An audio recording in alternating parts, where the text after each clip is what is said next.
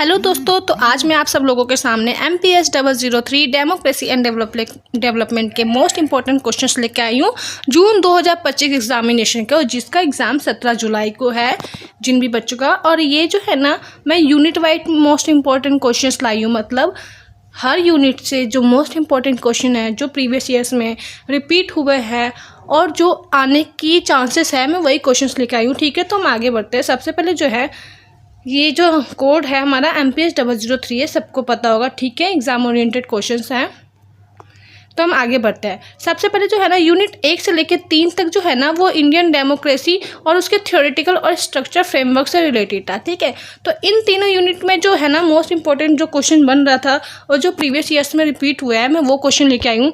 जिसमें से जो फर्स्ट क्वेश्चन है ना, वो है भारतीय लोकतंत्र की विशेषता बताओ। मतलब जो इंडियन डेमोक्रेसी है उसके बारे में हमें बताना है कि उसके फीचर्स क्या है, उसमें अच्छी चीज़ें क्या है। तो सबसे पहले हम आंसर में क्या लिखेंगे, भूमिका, जिसमें हम क्या बताएंगे कि लोकतंत्र जो है वो लोगों के द्वारा चुना गया शासन है। इसमें जनता प्रत्यक्ष रूप से अपनी भागीदारी देती है। लोकतंत्र में कैसे काम होता है, उसकी अच्छाइयाँ थोड़ी बहुत हम 2-3 पॉइंट्स बताएंगे भूमिका में। ठीक है, उसके बाद नीचे हम पॉइंट्स में जो आंसर देंगे ना, उस पॉइंट्स को मैंने यहाँ पे मेंशन किया है कि क्या क्या पॉइंट्स है जो हम हेडिंग के तौर पे यूज़ कर सकते हैं। ये जो पॉइंट्स है ना, इसको हमें हेडिंग लिखना है और उसके बाद इस चीज़ों को डिफाइन करना है। कैसे? सबसे पहले हम फर्स्ट हेडिंग लिखेंगे सार्वभौमिक वयस्क मताधिकार। इसका क्या मतलब है कि जो है हमारे भारत देश में जैसे ही आज़ादी मिली थी और जब मतदान का अधिकार हम लोगों को मिला था, उसके अंदर ये था कि जो भी व्यक्ति 21 वर्ष आयु का होगा उसको मतदान करने का अधिकार होगा।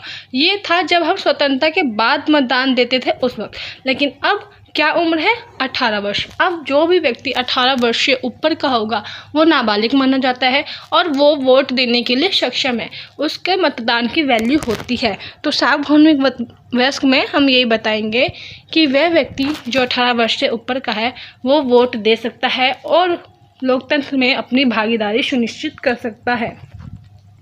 ठीक है, जो नेक्स्ट हेडिंग होगी ना, वो संवैधानिक शासन होगा। संवैधानिक शासन मतलब संविधानिक, ध्यान से देखो, इसमें ही आपको पता लग रहा होगा। संवैधानिक मतलब संविधान का शासन। मतलब हमारा जो भारत देश है, सबको पता है कि भारत देश का जो संविधान है वो सबसे बड़ा संविधान है, लिखित संविधान। ठीक है, तो जो हमारा भारत का देश है ना, संवैधानिक शासन, तो हमारे देश में जो रूल एंड रेगुलेशंस चलते हैं, जो भी शासन वगैरह हो रहा है, वो किसके बिहाफ पे हो रहा है? हमारे कॉन्स्टिट्यूशन, संविधान के बिहाफ पे हो रहा है। हम अपने हिसाब से कुछ भी लागू नहीं कर सकते। हमारे संविधान में हर एक निकाय, हर एक चीज़ की सीमाएं और शक्ति निर्धारित है। राष्ट्रपति क्या कर सकते